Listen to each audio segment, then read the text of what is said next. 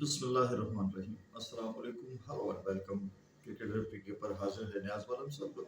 पाकिस्तान की टीम ने ऑस्ट्रेलिया के खिलाफ तीसरा और आखिरी वनडे मैच जीतकर सीरीज 2-1 से जीत ली और ये सारे जहान में तमाम मुबसरीन उन्होंने सर पे उठा रखा है कि जनाब पाकिस्तान की मुसलसल तीसरी सीरीज विन है अगेंस्ट ऑस्ट्रेलिया।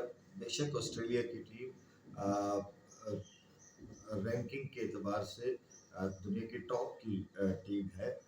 हर शोबे में, टेस्ट में है या वनडे या T20, सभी में उनकी टीम ए ग्रेड की टीम है, बल्कि ए प्लस ग्रेड की टीम है। मगर जो पाकिस्तान जो टीम आई, क्या ये टीम उसी कैलिबर की थी? और क्या इस सीरीज से कोई फ़ायदा हुआ क्रिकेट को, क्रिकेट के शायकीन को? कोई दिलचस्पी की चीज़ थी इसमें सिवाय बाबर आजम के? कुछ भी नहीं था। यानी आज के दौर में जब वनडे इंटरनेशनल मैचों में कम से कम 300 सवा 300 रन बनते हैं, एक मैच में 250 रन नहीं हुए। हाईएस्ट स्कोर इस सीरीज का 231 रहा और 231 को चेज करने वाली टीम वो चेज नहीं कर पाई। तो ये एक सीरीज। और फिर अब हम कहेंगे कि जी हमारे बैट्समैन जो है उनकी क्या रैंकिंग है आलमी क्रिकेट में। छठे नंबर पे बाबर आजम है। तो भाई जब खेलने को देंगे आप उनको, तब ना। अब अक्टूबर नवंबर में जाके कहीं अगली वनडे सीरीज है और इस दरमियान में टेस्ट मैचेस हैं और T20 सीरीज।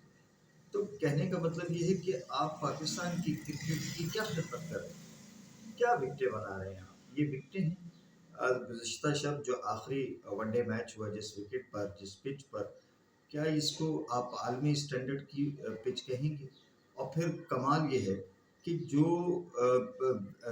सीरीज एक तबाहकुन विकेटों पर हुई, जहां बॉल करे मार्नोस लगोशेन तो लगे कि शेनवान बॉल कर रहा है, इतना बड़ा ब्रेक करे, तो उसमें आप मैन ऑफ द मैच दे रहे हैं बॉलर को और प्लेयर ऑफ द सीरीज दे रहे हैं आप बॉलर को। बैट्समैन बेचारे क्या करें? वो जो एक ग्राफ्टी इनिंग्स खेली बाबर आजम ने 40 रन की इस विकेट पर, तो आप उसको। और फिर मैं इसमें समझबूझ को दाद देना चाहूँगा ऑस्ट्रेलियंस की। ऑस्ट्रेलिया के कप्तान जॉश इंग्लिश ने टॉस जीता और हालांकि वो 2 मैचेस पहले टॉस हारे थे और पहले बैटिंग की उन्होंने और वो दोनों मैच हार गए थे, मगर उन्होंने तीसरे मैच में भी टॉस जीता, विकेट को रीड किया और दुरुस्त रीड किया और उन्होंने जनाब पहले बैटिंग की। जो विकेट पहली इनिंग्स में इतनी मुश्किल नहीं थी, मगर सेकंड इनिंग में तो वो तबाहकुन थी। अब जिस बॉल पर बाबर आजम आउट हुआ है, मैं कहता हूँ कि डूब बनना चाहिए इस विकेट को बनाने वाले और बनवाने वाले को। यार क्या आप ये क्रिकेट की खिदमत कर रहे हैं? फिर मुझे वही सवाल मेरे जहन में आ रहा है कि क्या आप इससे पाकिस्तान की क्रिकेट को कोई फ़ायदा पहुंचा रहे हैं? और फिर आपने जाना है वर्ल्ड कप खेलने के लिए। खैर उसमें तो भी मैं ये बार-बार जब लोग कहते हैं 2027 वर्ल्ड कप, 2027 वर्ल्ड कप, 1.5 साल पड़ा हुआ है। आप तो, आपके कोच माशाल्लाह वो कोच हैं कि जो जब वो इवेंट आ जाता है जिसकी हम 2 साल से तैयारी कर रहे होते हैं या 4 साल से तैयारी कर रहे होते हैं, जब वो इवेंट आ जाता है तब भी हमारे हेड कोच जो हैं माशाल्लाह वो उस वर्ल्ड कप के बीच में अभी तजर्बात कर रहे होते हैं। कुछ फाइनल नहीं होता उनके पास। मुझे अलामा साहब की बात याद आ रही कि क्या ज़माने में पनपने की यही बातें हैं?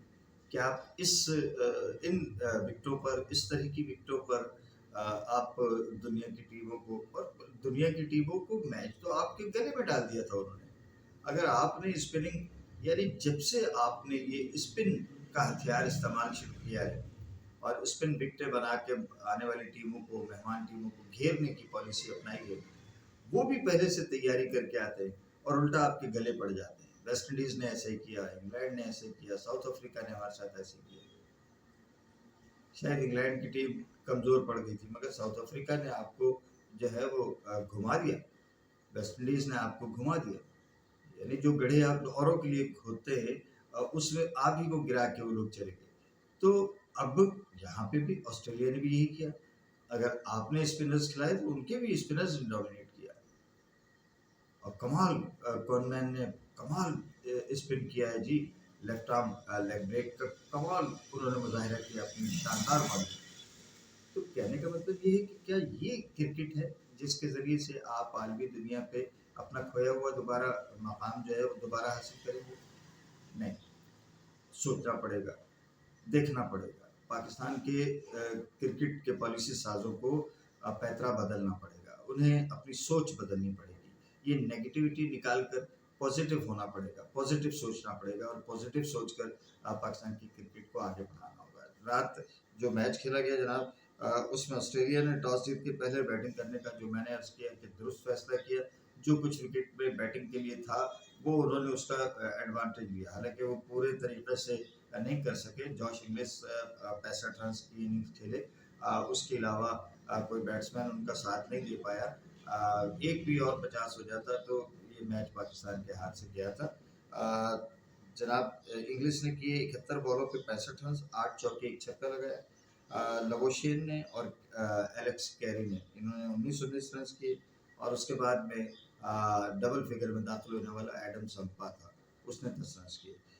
वरना Matthew short 0, Cameron green 7, Matt Renshaw 4, ऊपर कोनोली 3, ओपिक 7, नेथन एलिस 1, ये आउट हुए और कॉर्नमैन 9 रन बना के नॉट आउट हुए।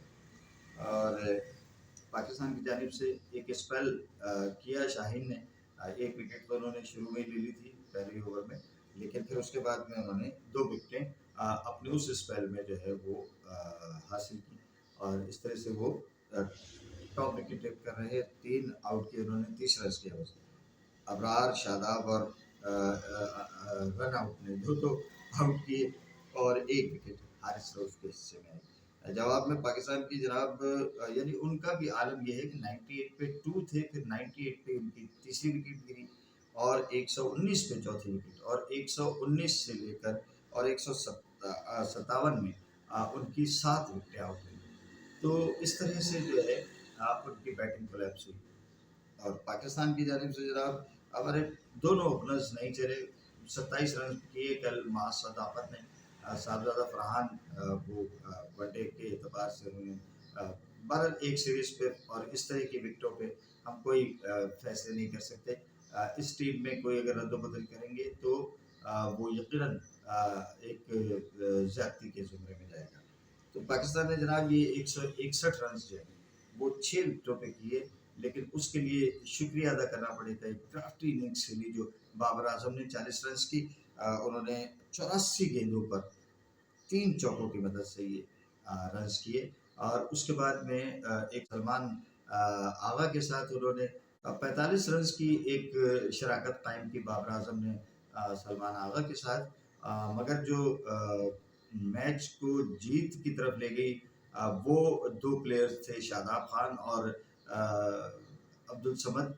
इनके दरमियान 49 रन की नाकाबिल शिकस्त पार्टनरशिप हुई और ये पार्टनरशिप असल में शादाब खान ने भी जवाब दिया उन लोगों को कि जो मुसलसल सोशल मीडिया पे उसकी किरदार कुशी कर रहे थे कि जी क्या क्यों किस वजह से शादाब को टीम में डाला गया। तो उसने बताया लास्ट मैच में 71 रन की इनिंग्स खेल के और फिर इस मैच में उन्होंने 2 आउट भी किए और 29 रन भी किए। तो मेरा मैन ऑफ द मैच तो शादाब खान था या बाबर आजम हो सकता है कि जिसने इस तबाहकुन विकेट पर स्टैंड लिया, खड़ा हुआ 40 रन किए।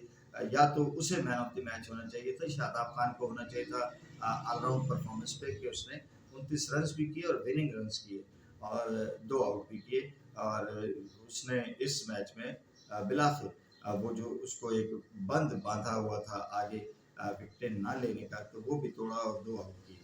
तो मैन ऑफ द मैच मेरा ख्याल है कि इस मैच का शादाब खान बनते हैं।